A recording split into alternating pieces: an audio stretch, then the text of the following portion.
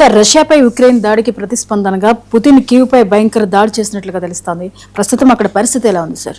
Yes అండి, ఇప్పుడు రష్యాపై, అది కూడా మాస్కోపై, రష్యాలో పెట్రోల్ బంకులు, oil refineries, oil storage tanks మీద ఈ కీవ్, ముఖ్యంగా జెలెన్స్కీ దాడి చేయడం, ఉక్రెయిన్ దాడి చేయడంతో ఇప్పుడు మాస్కో ఈ ప్రాంతాల్లోనే పెట్రోల్ కొరత ఏర్పడింది. ఇండియా లాంటి దేశాల నుంచి తెచ్చుకుంటుంది.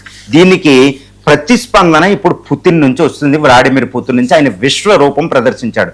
గత ఫిబ్రవరి 24, 2022 నుంచి జరుగుతున్న యుద్ధంలో ఒక అతిపెద్ద దాడి లాంటిది, ఒక మేజర్ అటాక్స్, మాసివ్ అటాక్స్ ని ఇప్పుడు కీవ్ అంటే ఉక్రెయిన్ రాజధాని మీద ఇప్పుడు పుతిన్ నిర్వహించినట్టు తెలుస్తుంది. మొత్తం 76 బాలిస్టిక్, క్రూయిజు, అదేవిధంగా హైపర్సోనిక్ మిసైల్స్ ప్రయోగించడం, 476 వరకే అధునాతనమైన డ్రోన్ని ఆయన ప్రయోగించడం జరిగింది. ఈ మిసైల్స్ ఇప్పుడు ఏంటంటే జిర్కాన్ అంటే హైపర్సోనిక్ మిసైల్స్, ఒరిష్నిక్ లాంటి మిసైల్స్, తర్వాత ఇష్కిందర్ లాంటి మిసైల్స్, అత్యాధునికమైన మిసైల్స్ ఉన్నట్టు తెలుస్తుంది. వాటిని ఎయిర్ డిఫెన్స్ సిస్టమ్ కూడా ఉక్రెయిన్ ఆపలేని పరిస్థితి. నాటో సప్లై చేసిన, అమెరికా సప్లై చేసిన ఎయిర్ డిఫెన్స్ సిస్టంలో కూడా ఆ మిసైల్స్ని ఆపలేవు. ఒరిష్నిక్, జిర్కాన్ లాంటివి ఆ మిసైల్స్ ని ప్రయోగించడం జరిగింది.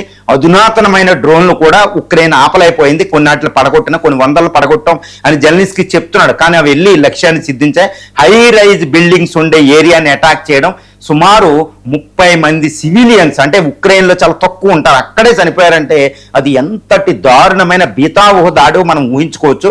ఈ రష్యా వ్లాడిమిర్ పుతిన్ విశ్వరూపాన్ని ప్రదర్శించినట్టు తెలుస్తుంది.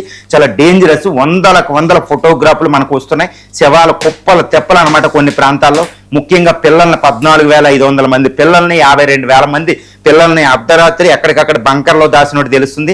ఈ జెలెన్స్కీ యొక్క క్యాబినెట్, పొలిటీషియన్, ఆర్మీ అధికారులు బంకర్లో దాక్కోవడం అనే పరిస్థితి ఇప్పుడు కీవ్లో వచ్చింది. అది కూడా రాజధాని నగరం. అతి దారుణమైన అటాక్ జరిగింది. ఇంకా ఈ అటాకులు జరుగుతూనే ఉన్నట్టు తెలుస్తుంది. ఇప్పుడు కూడా ఉక్రెయిన్ భూకంపం వచ్చినట్టు, అంటే కీవ్ అనేది ఈ భూకంపం, ఇప్పుడు వెనిజులాలో వచ్చిన భూకంపం కాకుండా భూకంపం, భూమి దద్దరిల్లిన పరిస్థితి ఆ రోజు వచ్చిందనమాట. అర్ధరాత్రే అక్కడ వెన్నెల కురిసినట్టు భయంకరమైన దాడి అనమాట. అది రష్యా అటాక్ని తట్టుకుని, అది కూడా కోపంతో చేసిన దాడి అనమాట. వ్లాడిమిర్ పుతిన్ చాలా బేతావహ దాడి.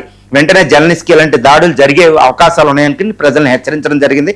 వెంటనే జెలెన్స్కీ మిత్రపక్షాలు నాటో దేశాలను, అమెరికాని ఆయన వెంటనే సైనిక సహాయం అడగడం, వెంటనే మాకు ఎయిర్ డిఫెన్స్ సిస్టమ్, పెట్రోయిట్ని ఇలాంటివి మాకు కావాలి, లేకపోతే మేము రక్షించుకోలేం, యుద్ధ భూమిలో ఉండలేని పరిస్థితి వచ్చింది, మీరు ఇవ్వాలని ఆయన అర్థించడం, ఆయనే బంకర్లో దోకోవాల్సిన పరిస్థితి వచ్చిందంటే ఇప్పుడు కీవ్లో రష్యా విశ్వరూపం విలయతాండం ఎలా ఉందో మనం ఊహించుకోవచ్చు అనమాట.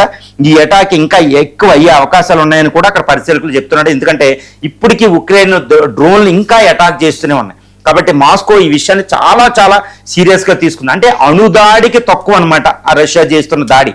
ఈ దాడిని ఆపడం ఎవ్వరి తరము కూడా కాదు. అంతటి భయంకరమైన క్షిపణి ఒరిష్నిక్ అనేది ఇప్పుడు ప్రపంచంలో దాన్ని అడ్డుకునే వ్యవస్థే ప్రపంచంలో లేదు. జిర్కాన్ హైపర్సోనిక్ మిసైల్స్ ని, ఎందుకంటే అది 7-8 మ్యాక్ స్పీడ్ తోటి వెళ్తుంది.